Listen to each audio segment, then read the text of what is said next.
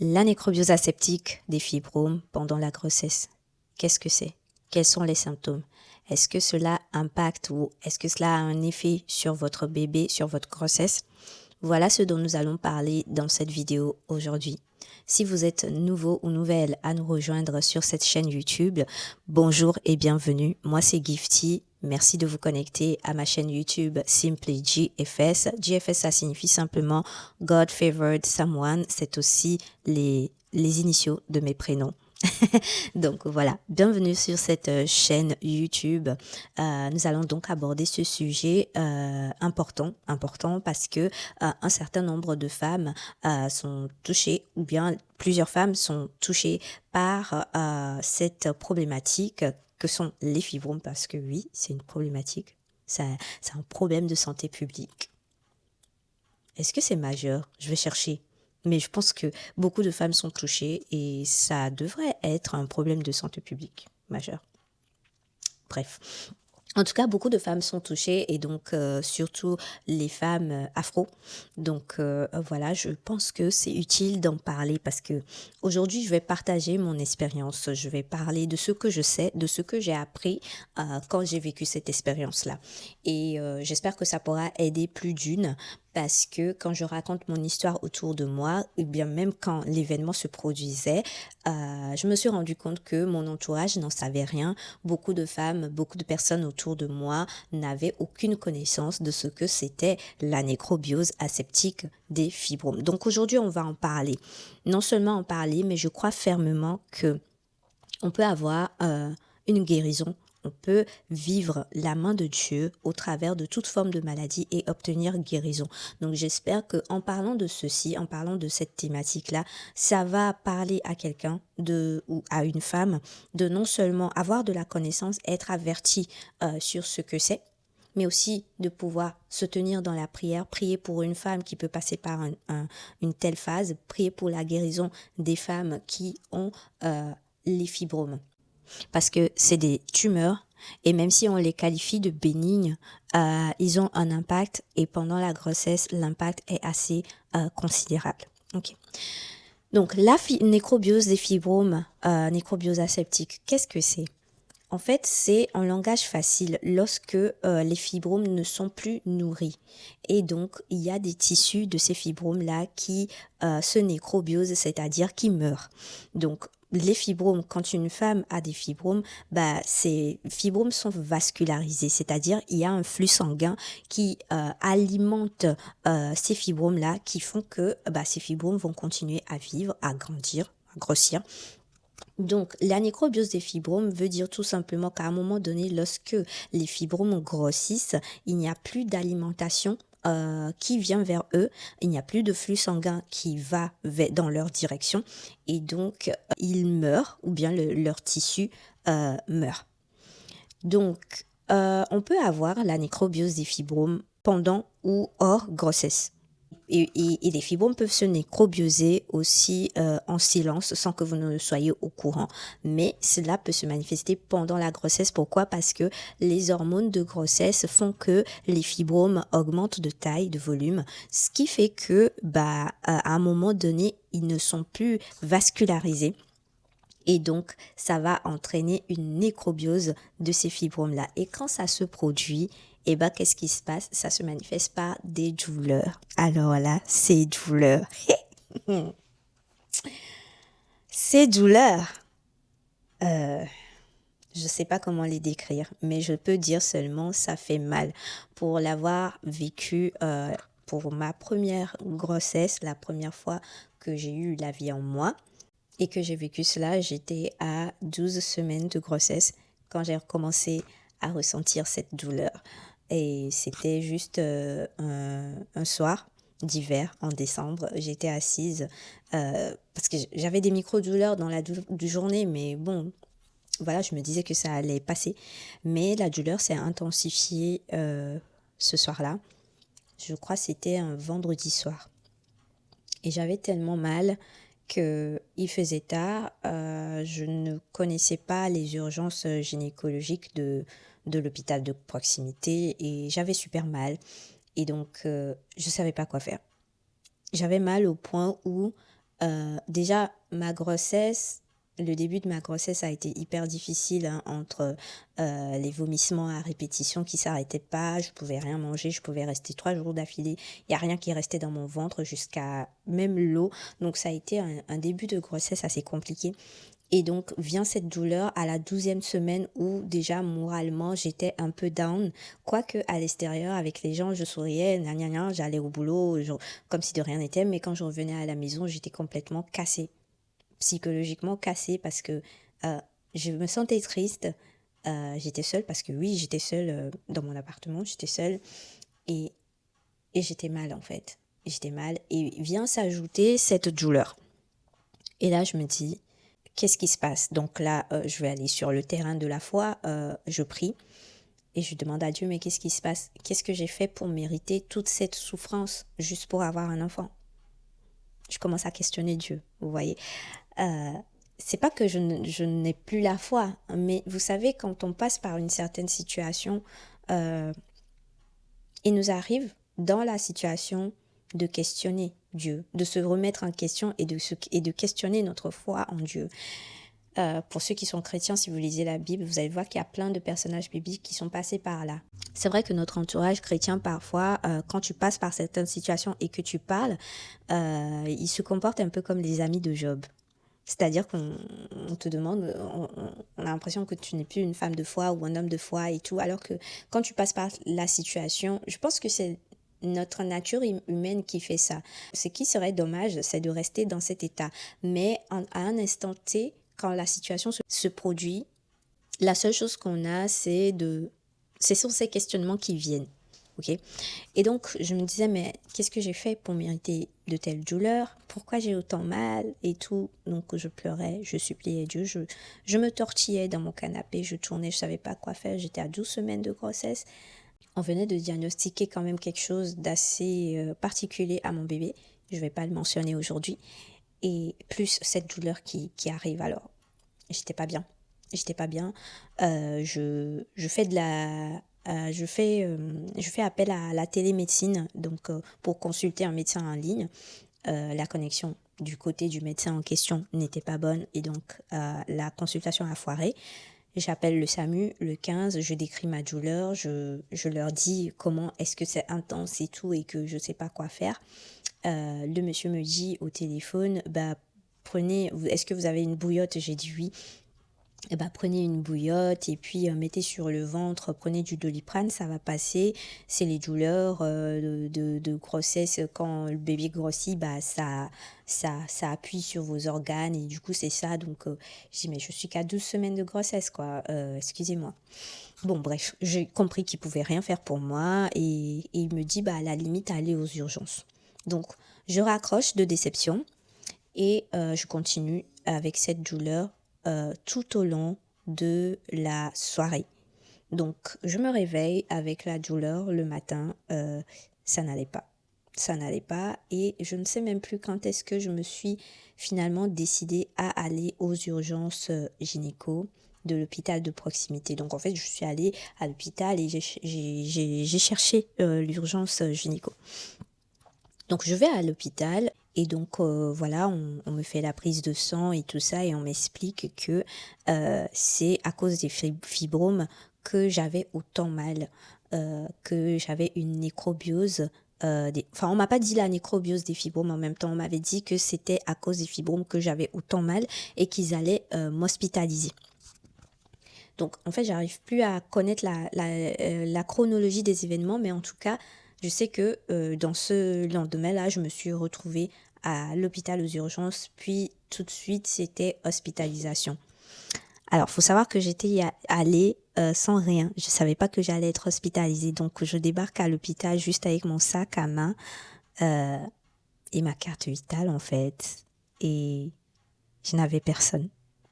Enfin, je n'avais aucune famille à appeler. Vous allez me demander, et mon conjoint, mon compagnon, en tout cas, celui qui m'a engrossé, il était pas avec moi, il était dans un autre pays. Donc, ok, qu'est-ce que je fais? Donc, j'appelle les connaissances que je pouvais appeler, les personnes que je pouvais appeler et tout. Et donc, dans cette foulée, comme ça, je suis hospitalisée. et on me met des antibiotiques parce que apparemment il y a une inflammation dans mon sang. En tout cas, je comprenais pas trop le langage médical, hein. Quoique je suis du domaine de la santé publique, il y a plein de choses que je ne comprends pas sur la partie médicale. Donc, on me met sous antibiotiques, on me dit qu'il y a une inflammation dans mon sang, qu'il y a un taux de protéines élevé dans mon sang et tout. C'est tout ce que je savais. Donc, on me met sous ce médicament pour voir si d'ici 48 heures, ça allait s'améliorer. Et donc perfusion parce que je vomissais à gogo, donc j'étais hyper déshydratée, perfusion et en fait je manquais aussi de fer, donc voilà, j'ai eu la totale. Et donc je suis restée là et j'ai passé Noël à l'hôpital comme ça. Je crois que j'ai fait 3 jours d'hospitalisation, 3 ou 4. Je crois que c'est 3 jours d'hospitalisation. Et donc je sors d'hospi avec la douleur toujours, mais moins intense. Donc on me dit on peut que vous recommander Doliprane et Spasfon. Vous le prenez matin, midi, soir. En fait, genre il faut pas arrêter il faut pas attendre que la douleur soit intense pour pouvoir prendre Doliprane et Spasfon. Je dis mais grossesse, médicaments et tout, c'était trop pour moi. Moi, je déteste prendre les médicaments. Je sais pas s'il y en a comme moi, mais je déteste prendre les médicaments. Donc, je me mets à prendre Doliprane et Spasfon continuellement. Et les douleurs baissaient d'intensité. Sauf que j'avais quand même mal. Ça baisse d'intensité, mais elle est présente, la douleur. Et il y a cette sensation de poids sur le côté où il y a le fibrome nécrobiosé. Et donc, j'avais du mal à bien marcher, à marcher correctement. Donc, petite parenthèse, j'ai été mise en arrêt maladie vu mon état pour une dizaine de jours. Et au fur et à mesure que je prenais les médicaments, la douleur baissait, mais la grossesse, du coup, a été placée en grossesse à haut risque. Donc, j'ai eu des suivis réguliers jusqu'à la fin de cette grossesse. Et en fait, ils m'ont dit que il fallait être suivi, voir l'évolution du bébé, voir un peu comment se comportent les fibromes et tout ça. Donc je suis restée à la maison, j'ai repris à travailler après mon arrêt maladie, j'ai travaillé pour 1 mois et au bout d'1 mois, je refais encore des crises comme ça avec des fortes contractions, des douleurs pas possibles. Retour aux urgences, une deuxième hospitalisation inopinée encore. Et là, on me dit menace d'accouchement prématuré. On me dit qu'il va falloir sortir mon bébé. Je crois que j'étais à 25 semaines aménorrhée, 23 semaines de grossesse. Et on me dit qu'on va devoir sortir mon bébé. Et là, moi, j'étais en panique totale parce que j'étais encore une fois arrivée seule à l'hôpital et je savais pas quoi faire. Et donc, je savais pas quelle décision prendre. J'ai dit, non, on peut pas sortir mon bébé là maintenant, là. Donc, ils m'ont dit, on va d'abord calmer on va essayer de faire au mieux pour calmer les contractions. Et si on voit que ça va pas toujours, va falloir, sortir le bébé et tout. Parce que bébé aussi a sa problématique dont je parlais. Et donc, c'est comme ça que, j'ai été placée sous Tractocil pour réduire les contractions et toujours Doliprane et Spasfon pour les douleurs. Je vous raconte ça, mais c'est des douleurs atroces. C'est des douleurs qui vous prennent, mais vraiment jusqu'au plus profond de vous. C'est atroce, c'est dur, je sais pas comment, mais apparemment il y a des femmes qui ont des saignements quand ça se produit. Mais moi j'ai pas eu de saignements, j'ai eu que les douleurs. Mais c'est horrible comme douleur. Quand ça vous prend, vous pouvez rien faire. Vous pouvez que crier. Je me souviens pour la 2e fois, j'étais partie passer une nuit chez une amie proche. Et en fait, elle a été témoin de mes cris. C'est hallucinant. Enfin, j'ai dit hallucinant. Avec le recul, ce n'est plus hallucinant. Mais quand ça se passait, je dis, mais j'ai jamais crié autant de ma vie, tellement la douleur était forte. Et malgré cette douleur, il y avait qu'une seule chose qui comptait pour moi, que mon bébé soit en bonne santé. Et donc avec ça, le suivi a été très rapproché. Je vous épargne tout le reste du détail de la suite de la grossesse, mais en fait, je reviens pour me recentrer sur la nécrobiose des fibromes. C'est quelque chose qui va être assez surveiller pendant votre grossesse. Et est-ce que ça a un effet sur votre bébé ou votre grossesse? Oui, parce qu'il y a, comme je disais tout à l'heure, j'ai eu des menaces d'accouchement prématuré. J'ai été en salle d'accouchement au moins 3 fois avec possibilité de césarienne. Et parce qu'avec les contractions, ça ralentissait le cœur de bébé. Donc, c'était compliqué. Et donc, c'est ça, c'est ce que font les nécrobioses des fibromes. C'est-à-dire, eux, parce qu'ils meurent, ils vous créent des douleurs. Vous avez des contractions qui viennent parce que du coup, tout est resserré à l'intérieur là-bas. Et donc, ça peut amener à des menaces d'accouchement prématuré pour votre bébé. Je crois que je vais m'arrêter là. Donc, en gros, en termes de symptômes, vous avez des douleurs et peut-être des saignements. Je vous mets du coup la liste des symptômes sur le côté. En termes de traitement, moi comme je disais, j'ai eu des antibiotiques et puis le Tractocil pour les contractions. Ça, je peux pas aller plus loin par rapport au traitement. Le corps médical saura mieux comment vous traiter. Mais en tout cas, sachez que il y a un suivi qui est mis en place. Il y a une possibilité de vous accompagner jusqu'à ce que votre grossesse ne finisse et que vous accouchez. Moi, personnellement, malheureusement, mon bébé est parti pour X raisons que voilà. Donc, sachez qu'il y a un accompagnement prévu, mais voilà, ça va être une grossesse bien surveillée. Vous allez avoir plein de rendez-vous pour être accompagné par une équipe pluridisciplinaire.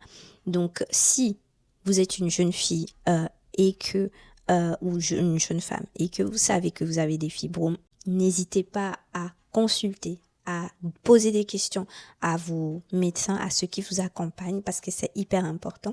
Et je prie pour vous que vous tombiez sur de bonnes équipes au cas où, voilà, les fibromes ne partent pas. Je prie que votre douleur soit allégée, que vous puissiez tomber sur des bonnes équipes qui vont bien vous accompagner jusqu'à ce que, votre bébé ne naisse. Parce que c'est pas évident, mais je crois au miraculeux, je crois à la providence divine, je crois que de bonnes choses peuvent se passer malgré ça. Donc voilà ce que c'est la nécrobiose des fibromes, nécrobiose aseptique. Quand je le dis, c'est quelque chose que je déteste au plus profond de moi, mais je sais qu'il y a plein de femmes qui peuvent passer par ça. Et j'espère que cette vidéo vous aura apporté un tout petit peu d'éclaircissement pour ceux qui ne sont pas au courant. Si vous avez une proche, quelqu'un de proche qui a des fibromes. Je ne dis pas que ça va vous arriver forcément. Il y a des femmes qui ont des fibromes qui ont eu des grossesses qui se sont bien passées, donc c'est pas automatique. Mais c'est quelque chose à avoir en tête. C'est quelque chose à avoir en tête et à se dire qu'il y a cette probabilité et vous devez d'ores et déjà prier pour ça. Recommandez votre projet de grossesse entre les mains de Dieu. Recommandez à ce que tout se passe bien. Et que Dieu mette à votre disposition du personnel médical de qualité, du personnel médical avec de bonnes intentions qui vont vous accompagner du début à la fin. Voilà ce que je voulais partager dans cette vidéo. Je vous dis à très bientôt pour une nouvelle vidéo. D'ici là, bisous, bye, tchuss. Et n'oubliez pas, le meilleur est en vous. À très bientôt, peace. J'ai juste à cœur de faire cette prière pour toutes les femmes qui ont ou bien à qui a été diagnostiquée cette tumeur qu'on appelle les fibromes. Père, dans le nom de Jésus, je prie pour cette femme, cette jeune femme, cette dame que tu as créée à ton image. Et probablement en ce moment, il y a eu ce diagnostic de fibrome. Elle est peut-être enceinte et attend un bébé. Père, je prie dans le nom de Jésus que tu puisses intervenir par ta main qui sauve, qui délivre et qui guérit. Je prie, Seigneur, que toute forme de tumeur dans le corps d'une femme sèche à la racine maintenant, à cause du sang de Jésus-Christ versé à la croix pour nous. Tu as dit que nous sommes le temple du Saint-Esprit. Tu nous as rachetés à grand prix, au prix de ta vie.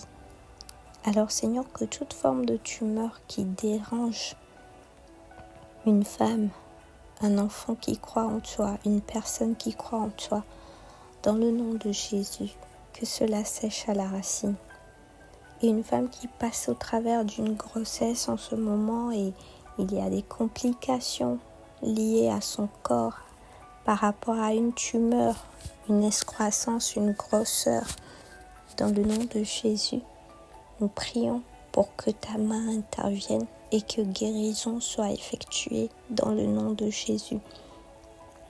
Nous prions également, Seigneur, que tu puisses assister le corps médical, que tu leur donnes la sagesse, la capacité, l'intelligence qu'il faut afin d'accompagner cette femme, afin de faire ce qui doit être fait pour la bonne santé de ces femmes, dans le nom de Jésus. Merci de ce que tu prends soin de ces femmes, tu prends soin de leur grossesse, tu prends soin de leurs enfants et ils vivront et témoigneront de ta gloire. Merci Seigneur Jésus. Au nom de Jésus, Amen.